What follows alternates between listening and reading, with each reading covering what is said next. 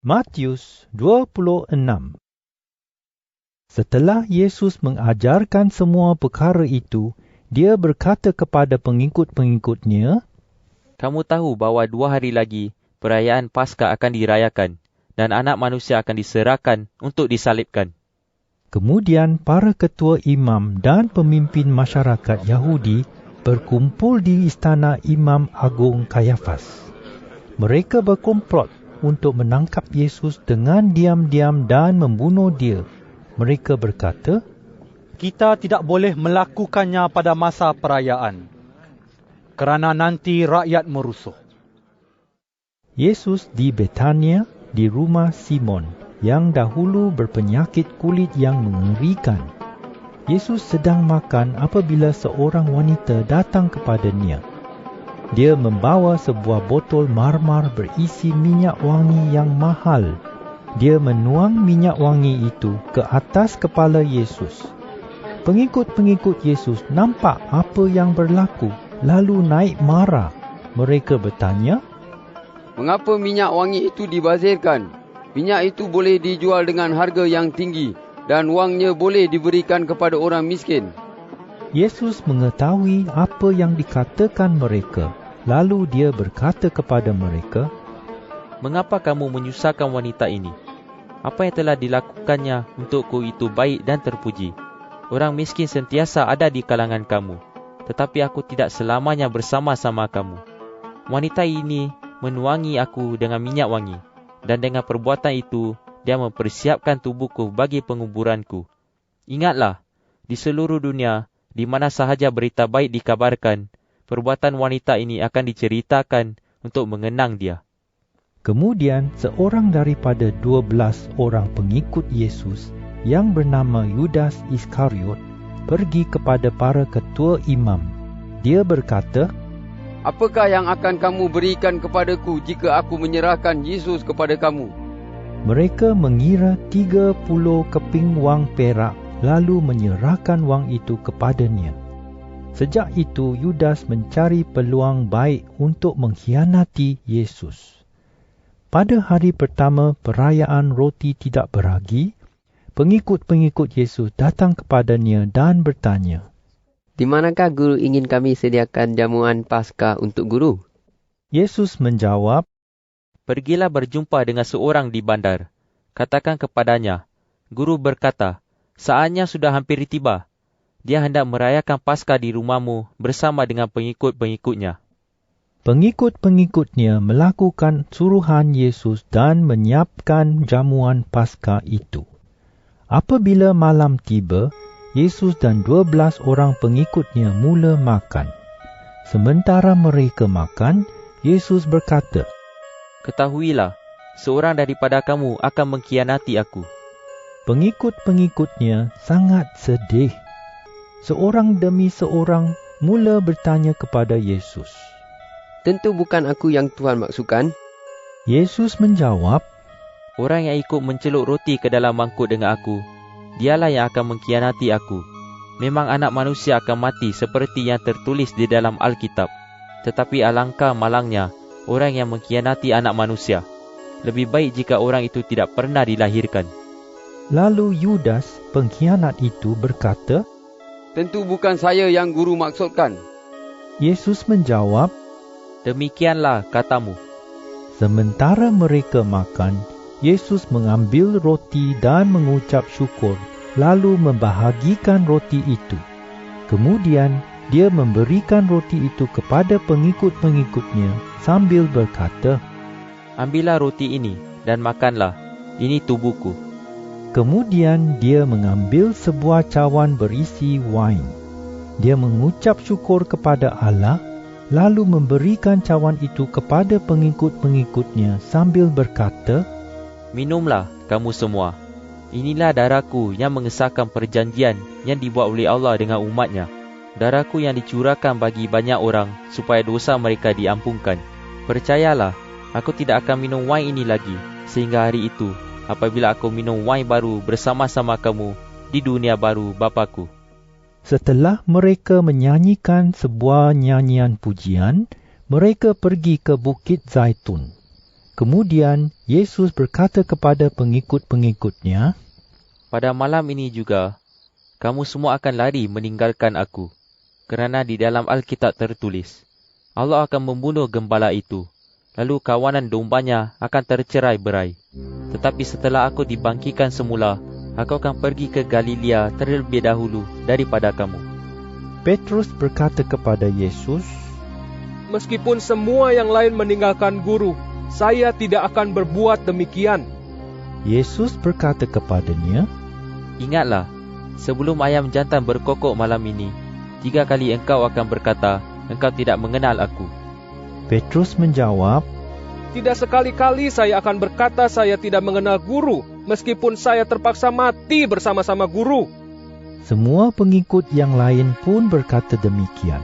Kemudian Yesus dan pengikut-pengikutnya pergi ke suatu tempat bernama Getsemani.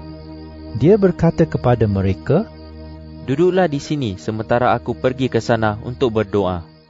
Yesus mengajak Petrus dan kedua-dua orang anak Zebedeus pergi bersama dengannya.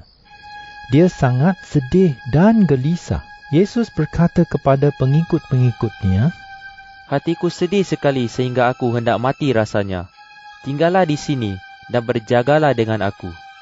Yesus pergi lebih jauh sedikit, lalu meniarap di tanah dan berdoa. Ya Bapa, jika boleh, jauhkanlah cawan penderitaan ini daripadaku. Tetapi janganlah turut kehendakku, melainkan kehendak Bapa sahaja. Kemudian Yesus kembali kepada ketiga-tiga orang pengikutnya dan mendapati mereka sedang tidur. Dia berkata kepada Petrus, Tidak dapatkah kamu bertiga berjaga dengan aku selama 1 jam? Berjaga-jagalah dan berdoalah supaya kamu tidak mengalami cobaan. Memang kamu ingin melakukan apa yang benar, tetapi kamu tidak sanggup kerana tabiat manusia lemah. Sekali lagi Yesus pergi dan berdoa, Ya Bapa, jika cawan penderitaan ini tidak dapat dijauhkan daripadaku, tetapi harus aku minum, biarlah kehendak Bapa berlaku. Kemudian Yesus kembali kepada pengikut-pengikutnya dan dia mendapati mereka masih tidur kerana mengantuk. Sekali lagi Yesus meninggalkan mereka lalu pergi dan berdoa dengan kata-kata yang sama untuk kali ketiga. Lalu Yesus kembali kepada pengikut-pengikutnya dan berkata, Masihkah kamu tidur dan berehat?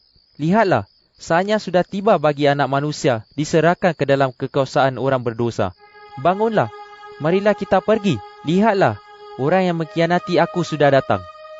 Yesus masih berkata-kata apabila Yudas, seorang daripada 12 orang pengikutnya, tiba. Bersama dengan dia datang juga sekumpulan orang yang membawa pedang dan belantan. Mereka disuruh oleh para ketua imam dan pemimpin masyarakat Yahudi. Pengkhianat itu telah menentukan suatu tanda bagi mereka. Dia berkata, Orang yang saya cium, itulah dia. Tangkaplah dia. Apabila Yudas tiba, dia segera menghampiri Yesus dan berkata, Salam sejahtera, Guru. lalu mencium Yesus. Yesus menjawab, Cepatlah, kawan. Kemudian orang yang datang bersama-sama Yudas mendekati Yesus dan menangkapnya serta memegang dia dengan kuat. Salah seorang pengikut di situ yang bersama-sama Yesus menghunus pedangnya lalu memukul hamba imam agung dan mengerat telinganya.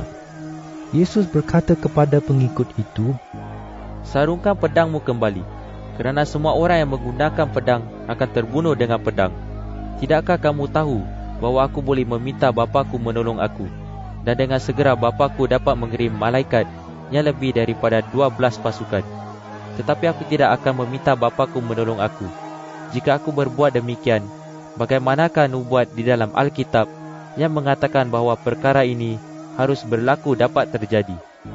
Lalu Yesus berkata kepada semua orang itu, Perlukah kamu datang dengan pedang dan belantan untuk menangkap aku, seolah-olah aku ini penjahat? Setiap hari aku mengajar di rumah Tuhan, tetapi kamu tidak menangkap aku. Tetapi segala perkara ini berlaku supaya apa yang ditulis oleh para nabi di dalam Alkitab terjadi. Kemudian semua pengikut Yesus lari meninggalkan dia.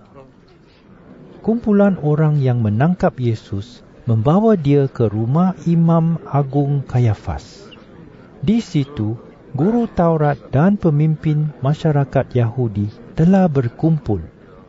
Petrus mengikuti Yesus dari jauh sampai ke halaman rumah Imam Agung itu. Petrus masuk ke halaman itu dan duduk bersama dengan pengawal-pengawal untuk mengetahui apa yang akan berlaku. Ketua-ketua imam dan anggota lain daripada majlis agama berusaha untuk mencari bukti-bukti palsu bagi mendakwa Yesus supaya mereka boleh menjatuhkan hukuman mati kepadanya. Tetapi mereka tidak mendapat satu bukti pun, walaupun banyak yang memberikan kesaksian palsu terhadap Yesus. Akhirnya, dua orang tampil ke hadapan dan berkata, Orang ini berkata, aku dapat merobohkan rumah Tuhan dan dalam 3 hari aku dapat membinanya semula. Lalu Imam Agung berdiri dan bertanya kepada Yesus, Tidakkah kamu mahu menjawab tuduhan yang ditujukan kepadamu? Tetapi Yesus diam sahaja. Sekali lagi Imam Agung berkata kepadanya, Demi nama Allah yang hidup, beritahu kami, adakah kamu penyelamat yang diutus oleh Allah, iaitu Anak Allah? Yesus menjawab, Demikianlah katamu. Tetapi aku berkata kepada kamu semua, tidak lama lagi kamu akan melihat Anak Manusia duduk di sebelah kanan Allah yang Maha Kuasa serta datang di atas awan. Lalu Imam Agung mengoyakkan jubahnya dan berkata, Dia mengkufuri Allah. Kita tidak memerlukan saksi lagi.